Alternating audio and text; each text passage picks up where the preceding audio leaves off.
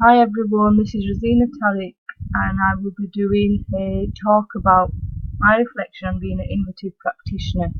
I teach beauty therapy and I have also taught sewing and arts and crafts in the community.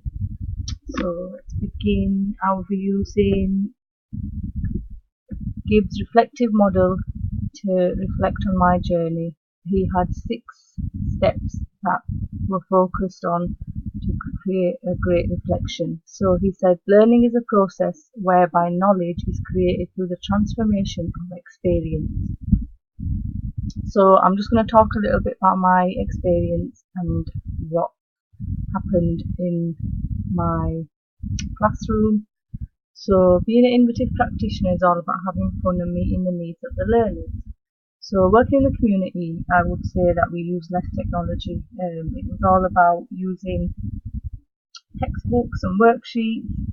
Um, my journey began teaching sewing and arts and crafts and progressed to beauty therapy. In the beginning, I think it was mainly lots of worksheets, lots of vocal talks. We did use YouTube, which was a great piece of resource. So looking up how to create dresses, how to recycle, and I think that was a fantastic resource because that was as far as it went.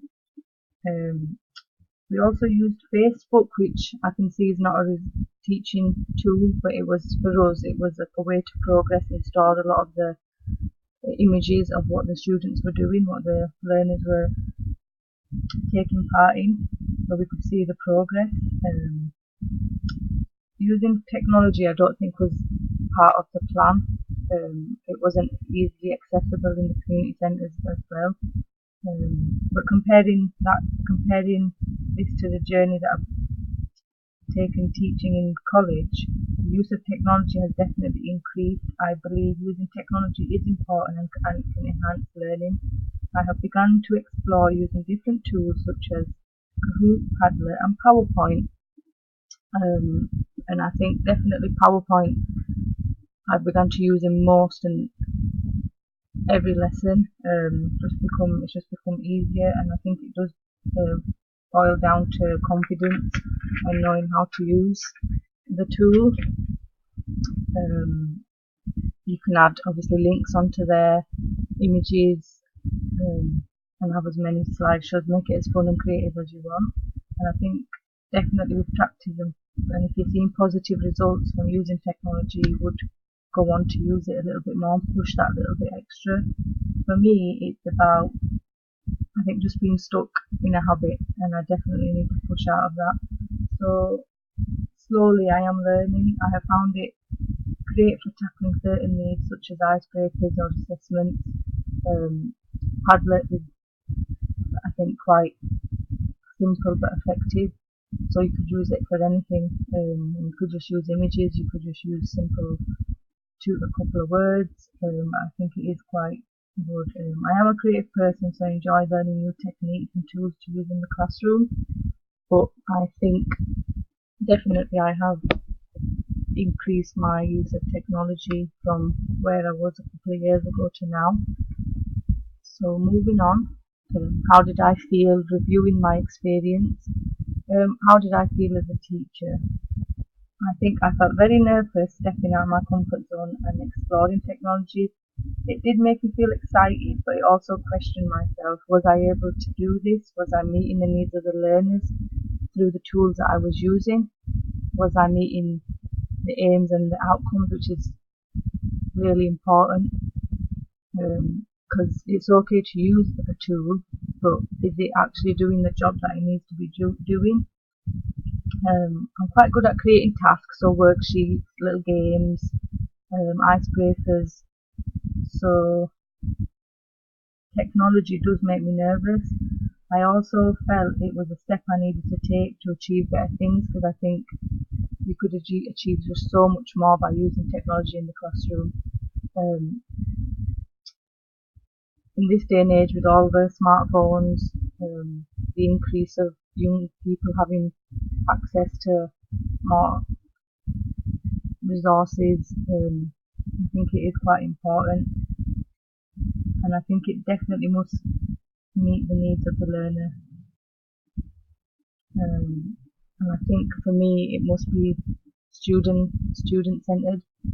So it's not about how it, even though I feel really nervous doing it, I do think it needs to be about the students learning. Is it taking place, then I should be trying my best to do that. I just think it's a lot of nerves right now, and I think definitely it's a nervous feeling for me. But I do feel I can achieve it with practice. And I think the students love using technology. I think with all the smartphones and the access to data, internet, I think they do enjoy it, but I think there are a few that maybe struggle, and it can become where you may be segregating a few by assuming everybody does have a phone. So I think you just need to be aware of that and concentrate on providing for these students that may not have access. So yes, definitely be aware of our surroundings. I'm just going to move on to the next step. So here we're going to talk about the positives and the negatives. So what went well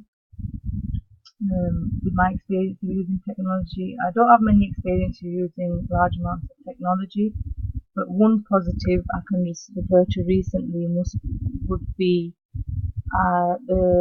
in my level 2 class at college, students were doing body art, and I attached a link to YouTube on my PowerPoint. It was quite long, it was about 8 minutes, and the students started watching it and they were just so motivated and seemed to be engaged straight away. So I think that was fantastic. I felt the video was long, so I did try to turn it off halfway through, but they just wanted to carry on watching it. And they just felt motivated. They went away, did the work, and got on with it. So I think that session was good. It did make me feel quite positive. I did plan to use Padlet in another one of my sessions, but unfortunately I didn't get around to it. I think that could have been a little bit of a negative, because when you plan to do something and it doesn't take place, I think it can quite make you feel demotivated. And just a couple of maybe negatives for me in technology would be spending hours doing planning and then it not working, not having the accessibility to technology, low tech resources, so not enough laptops, not enough resources for the students. I think that can be quite a struggle. Students struggling, I think, using the internet, so if they've got low level English skills or language barrier, I think that can be an issue. So I don't think I've had an actual negative experience using it, but I think there are quite a few of the negative points. So moving on, just going to talk a little bit about analysing the whole situation. So just for me, I think other factors that can affect the journey are time as a teacher. I think having the time to create good and finding good resources is quite time consuming. I think meeting aims and outcomes must be part of the why you're using the tool. It must meet the aims and the outcomes of that particular lesson or that scheme of work that you've targeted. It must meet the guidelines of the course designers. So for me, in teaching beauty therapy, it's happier. So you've got to meet their deadlines. Personal preference is part of the discussion. So how long would it take you to prepare? How long would it take you to deliver? And definitely staying up to date with the use of what technology you are using, and teaching with more opportunities for the teacher and student. So that would increase skill, increase confidence, and engage the learner to take more time in their work.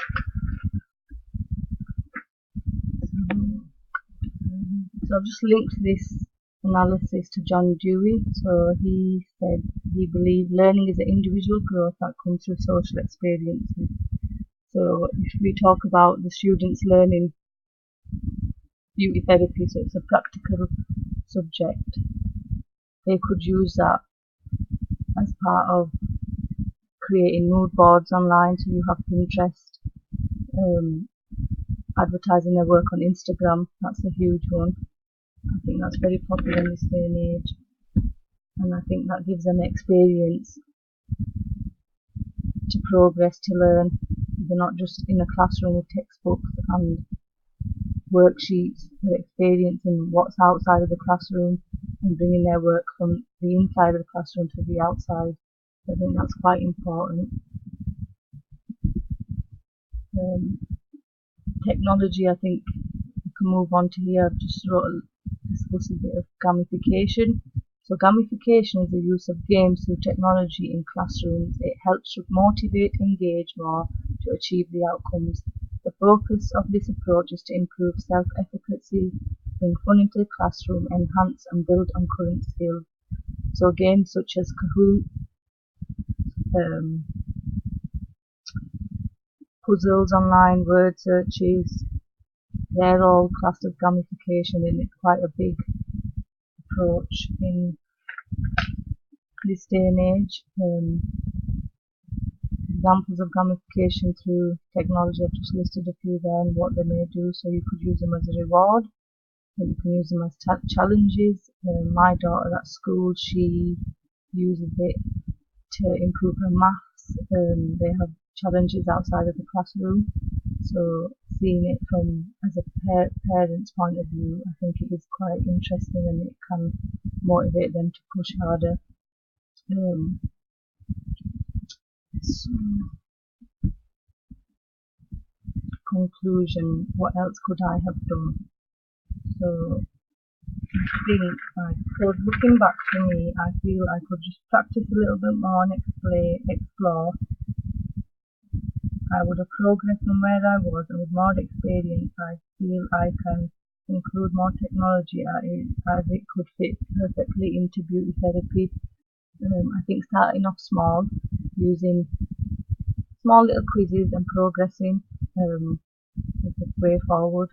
So I think that's my conclusion. Moving on, my action plan. Definitely begin to explore and practice using online tools such as Kahoot, Padlet and Socrative. So they're the main ones that I think I would like to focus on for now. Incorporate them into lessons and see what works for my specialism. I would like to use Instagram maybe as a high ambition. It's quite popular with the students, and they should have a lot of work on there, but it just, I think, exploring the issues of privacy, consent, and being sure that it works for them. I think that just needs to be worked on slowly. So this has been my presentation on being an innovative practitioner. I hope you've enjoyed it. Thank you very much. Bye.